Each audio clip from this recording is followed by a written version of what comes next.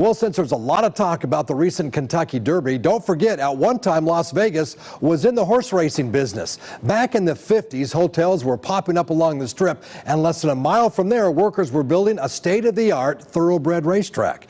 Joe Smoot had the first vision, but after illegal financing deals, well, Smoot was cut out, and a guy named Lou Smith rolled into Vegas to finish the job. He also was a bootlegger in the 30s who came across Meyer Lansky.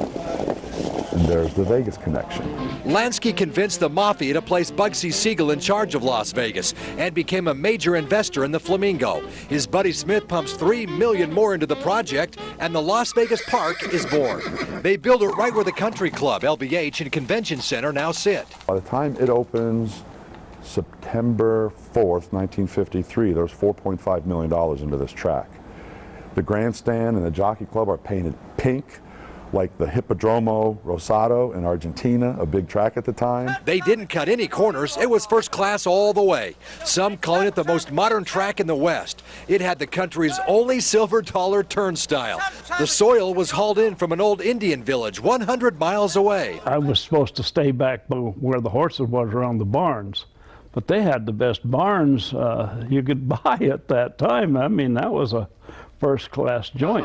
It was a big track with the grandstand seating over 20,000. Opening day had arrived, but temperatures soaring over 100 degrees and only one way in and one way out. So many fans sitting in their cars in that extreme heat just turned around and went home, as did some of the owners with their horses. So only 8,000 show up and hardly enough horses on hand to open the gates. To make matters worse, the state-of-the-art Australian infield tote board was broken. PA system wasn't working properly, and the world's only one-of-a-kind $500 betting window machines malfunctioned. So the big wheels have to bet with the commoners.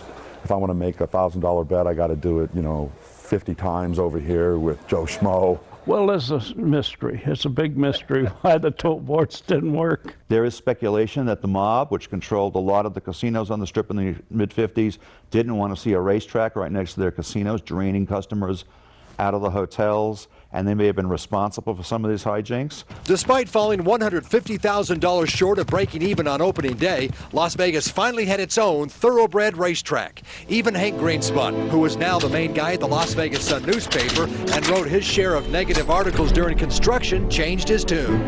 He was very negative and ridiculed it.